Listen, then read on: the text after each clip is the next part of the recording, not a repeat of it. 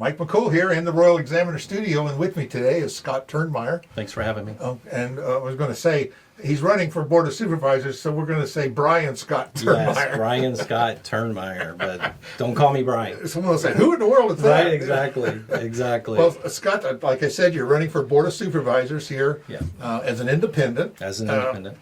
But your name is on the ballot. Yes. So the first question I ask every candidate is, why would you want to do this? Well, I mean, it's a great question, and a lot of people are asking me that question as I was getting my signatures and stuff. But I think if people have followed me over the past 6 years, they know how passionate I am about this place. Mm-hmm. I love it. We have a business here. You know, I grew up here in the area. I was only gone for a few years. I just love it. And, you know, I was a big part of the tourism effort a few years ago, and that had a rough turmoil to it, and I see the potential in what we have here, and I think that we can be so much more and so much better while keeping the beauty that's here. That it's time to put up or shut up kind of thing. Yeah. That's what I feel like. If I'm going to talk the talk, I need to walk the walk. Well, we've had so many elections, especially Happy Creek District is where you're at, unopposed. Yeah, and I think, you know, a lot of people come and ask me, you know, how did we get here? How did all this happen? And you know, it's like you and I were talking earlier. You know, I answered this question a couple weeks ago, and you know, we did this to ourselves. You know, the last 4 elections in Happy Creek alone have been unopposed.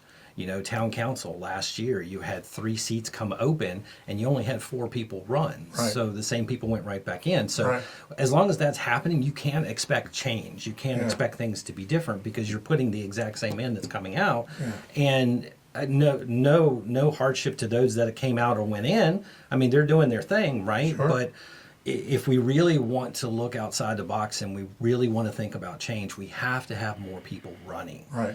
That's where you get your new ideas, you get your change, you get, you know, new blood in there, and so that's why. A lot of people say, "Well, I can't do that," you know. Trust me, if anyone can't do it, it would be me. But I'm very busy. But well, you know, well, they always say, if you want something done, give it to somebody who's busy, because they'll get it done. And so, you know, I had a long talk with my wife about it because I am very busy. I have my hands in a lot of things. But her answer to me was, you know what, you always find a way. Yeah. And so I will find a way. There's no doubt about it. I think the founding fathers knew that, you know, when people, you know, go there, do your thing, go home, you know. That's right. I don't think we need career politicians anymore. No, and I'm not one of those. You know, it was never my intention to run for office. It's always been, I want to be the guy that comes in and helps people and helps with the marketing efforts, helps with the tourism effort and all of those. And I honestly feel like I've banged on every single door that I could possibly bang on. Sure. We're at a point right now with some changes in both governments that I think we have some positive energy towards economic development, and I see now as being a key time to do that because we have decisions at our doorstep. You know, we have urban sprawl all around us. Obviously, the data center question is there, and we do know that they will be here if they're not right here now. They are coming. Yeah. You know, so we have to start deciding what Warren County and Front Royal is and who we want to be. And I think now's the time to do it. We've kicked the can down the road for a long time. It works for a while. It works for a while, and it's easy to stick your head in the sand and say, you know, this we're just going to leave it like it is. But, you know, that's unrealistic. That change is coming whether we want it or not. Me personally, I'd rather us pick what the change is than have it picked for us. Because we're probably not going to like the outcome. Yeah, that's exactly right. I always tell people, I want you to make a decision. If you won't make it, I'll make it, but you probably won't like it. You're not going to like it. Yeah, we're not going to like it if the decision's been made for us. That's for sure. True. Well, there's 2 big topics on the ballot this time around, and that's Samuel's Public Library, and all of a sudden people have started, I think, maybe if the polite word might be used, maybe trying to have something else other than the library, and that's data centers. So let's talk about those 2 things. Where do you stand on the library? So people will want to know. It's a great question, and I actually think there's more than those that should be high priorities as well. Economic development should be huge on this. It's kind of the answer to everything, isn't it? It actually really is. But I'll start with the library first, and then we'll go to the data center, and then we'll talk economic development. So I am for the library, contrary to what some people may be saying. I am for the library. But I don't think it's realistic that where it's come from right now over the past year and a half or so to assume that we can just go back to the way things were. The policy, the procedure has broken down somewhere. We have to be able to fix whatever happened. Was it a procedure in the board representation that broke down? Was it, something else? I don't know. I wasn't in the room. I do think that it's probably fair to the library that if we were to go back, that they would probably want to be in the room and say, okay, look, I don't want this to ever happen again. What can we put in place to make sure this doesn't happen, right? And I'm fine with that. And what do you want us to do? That's right. So to me, the four things that I want is an award-winning library, which we have. I love our library. I want the employees to retain their jobs. I want good fiduciary responsibility over the tax dollars. That's obvious. And I want good representation. So this is not my idea, but someone in the world of going on there proposed to me a possibility of each board member, when they come into office, picking someone from their district to represent that district on the library board. I think that's a phenomenal option. I think that's fair to everybody. Chances are a lot of people that for instance, if I come in, if someone's representing Happy Creek already and they're doing a great job and they're willing to stay, I'm probably going to leave the same person there unless others want to or something. Right. I think that's fair. But again, it's a very liquid situation right now. And so I'm not even sure where the world looks like on January 1st. Right? I'm only looking at it from if it was to happen today. Right? Now, if you talk about the outside vendor, I'm not a big fan of that at all. And I'm extremely against a 10-year contract with a vendor that you've never had, performance from, right? So I've handled many contracts over the years in the IT world, and you always do a 1-year contract with performance options after, right? So if you're going to set up a 10-year contract, okay, but you do a 1-year performance-based option years after that.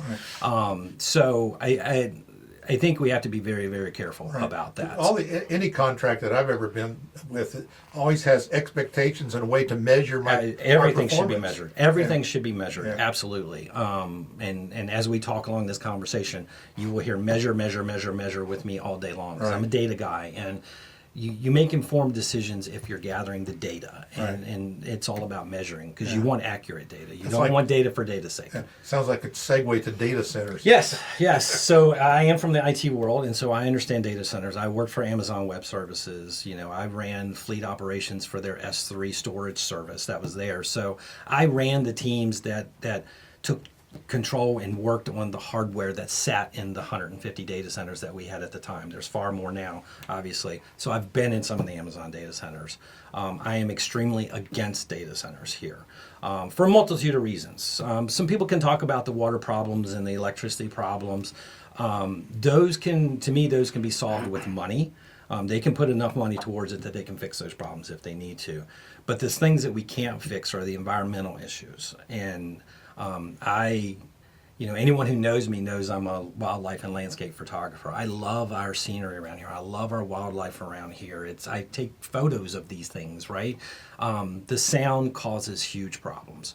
And there's dampening and stuff like that, but it just really doesn't solve the problem, right? But my biggest concern for data centers is, other than the facts that it's two sides to every story as to whether they're finding loopholes and not finding loopholes, and they're good for taxes. I know for a fact they don't employ a lot of people. I would rather see a light manufacturing in that same space that's going to employ more people. But I don't want people standing on our overlooks seeing data centers down in the valley. That's what I don't want. If our economic push, which to me should be tourism, we have to think about the aesthetics of our area for our visitors that come and see us. Because I think our tourism is what they call agro-tourism. Some of it. Yeah. We do have some agro-tourism, but we have some historic tourism. Sure. There's talks now about sports tourism, which I'm a huge advocate of. There's a lot of things that are on the plate, and these are all great ideas.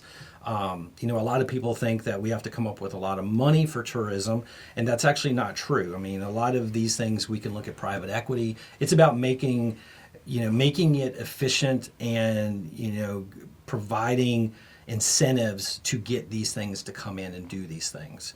But to do all that, you have to back up the river, and you have to show that you actually want to do tourism and you want to be mature in your tourism, right? So we do tourism now.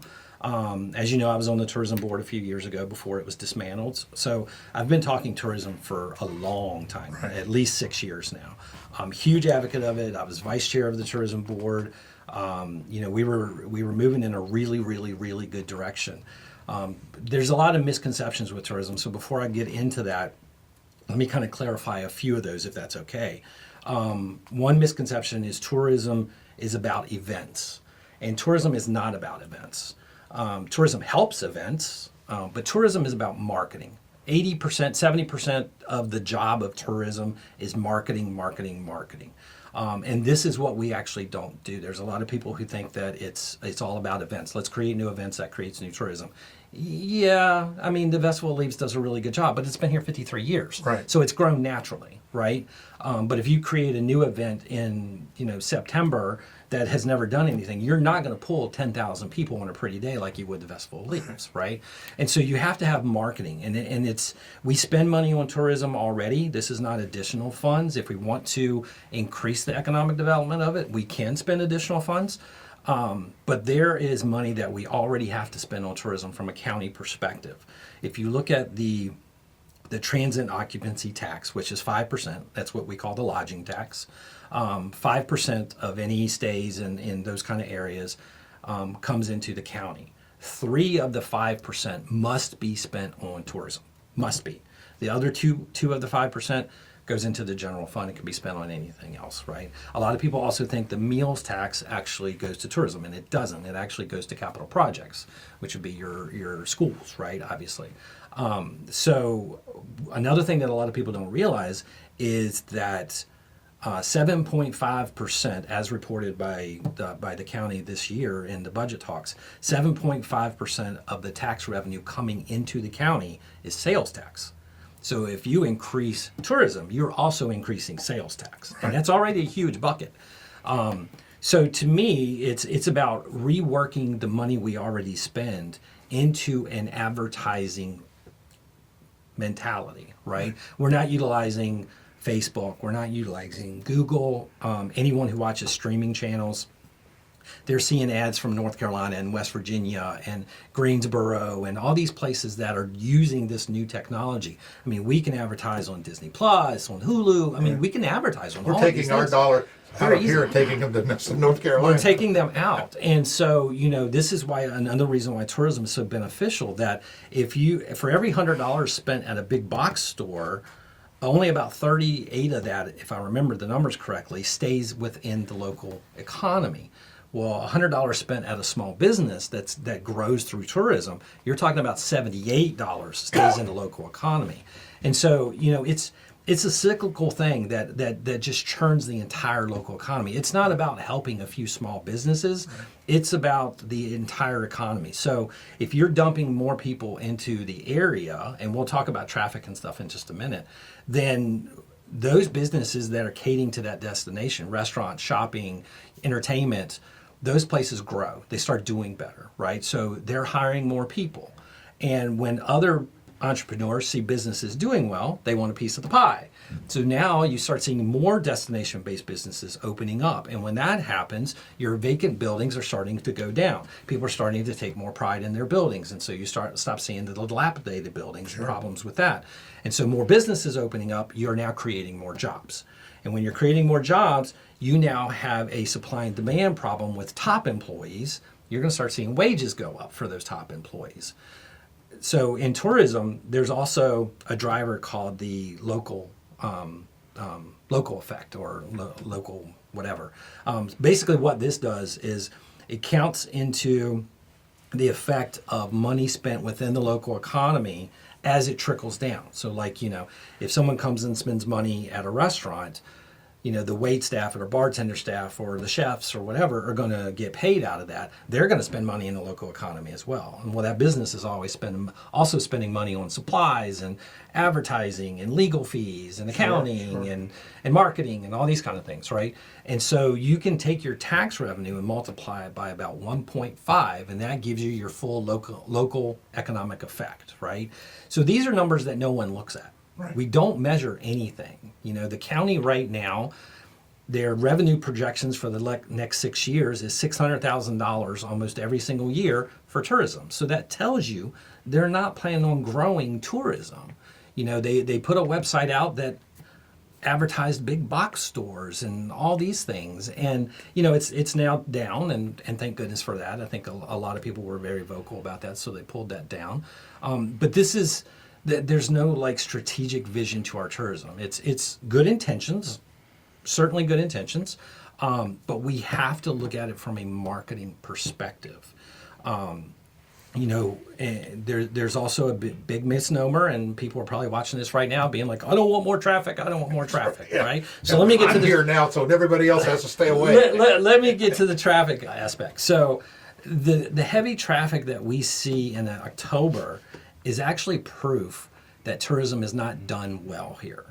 And if you go to areas that are small like us that do tourism really, really well, your Springdale, Utahs, your Moab, Utahs, your Sedonas, and there's places in Pennsylvania and North Carolina and all that, you don't see the heavy traffic. And the reason is they're seeing that, and they're moving people into different areas. So when we were, a good example about October traffic, when we were on the Board of Tourism, we were working with the superintendent of Shenandoah National Park to try to figure out how to alleviate that October problem. One of the solutions was for them to institute the reservation times like they do in the big parks on Saturdays in October. It's the only time we would need it. And so, when all that got dismantled, those talks got dismantled as well, right? So we haven't been able to really do anything about it. But if you have your marketing engine in place, if you put in a reservation system like they were talking about doing, we can now get in front of those people. We can now say, hey, when you come to the park, why don't you come and stay the night before and have dinner and see a movie or something like that? Or we also know our demographics. We have 3 demographics that come and visit us all the time. We have budget-friendly and conscious families out of Pennsylvania. A lot of them sometimes don't even know the park is here, but it's a quick weekend getaway. It's a couple hours away.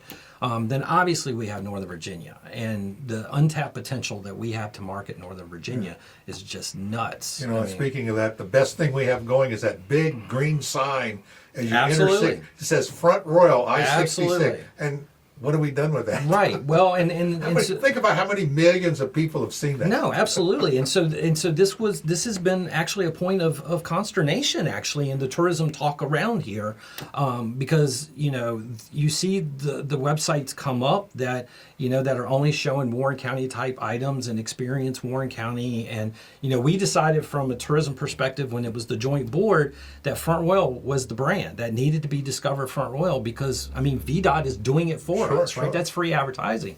And so, that strategic vision has to come back together. It's all about measuring in numbers. If you look at Google search numbers for Warren County every month over the last 12 months, it's like 2,500 people search for Warren County, whereas like 25,000 people search for Front Royal. So you've got to go with the established brand. So to me, I would recommend a model like a Culpeper does, where the county has tax dollars that's got to be spent on tourism. Send that into the town. Let the town who has the boots on the ground do the marketing effort with that, while the county focus on your capital projects for tourism, your sports areas, your resort complexes, your conference centers, your whatever. Let them work on bringing in large capital projects that's going to promote tourism that way. Sure.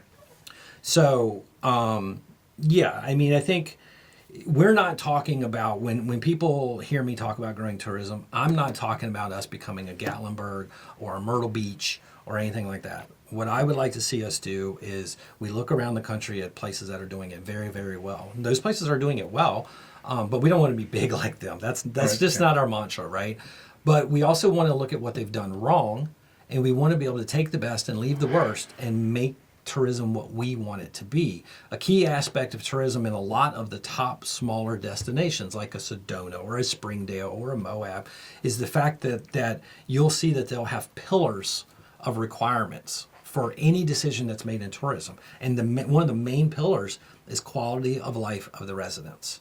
And we have to do the exact same thing. Any decision made in tourism, any major effort made in tourism has to take the quality of life of our residents into play. We have to utilize that, to do that, because we want them to grow the quality of life as tourism grows. We don't want more traffic. We don't want problems like that. We don't want more trash. We don't want more crime. We don't want these kind of things, right? And so we can stay away from those things as long as we have a strong leadership that has a strategic vision and we're moving towards this and measuring everything, right?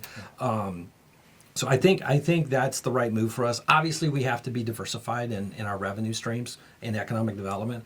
So I'm still for light manufacturing up in the Northern Corridor. I'm still for light industrial in the Northern Corridor. I would like to see us move towards more mandates for environmental zones around those buildings, more mandates for any type of those installations or any installations in the town and county to maintain dark skies for here, because that is a tourist asset that we have. And I don't want to lose it any more than anybody else does, but it's also something that draws people here is to come and see the stars. Yeah.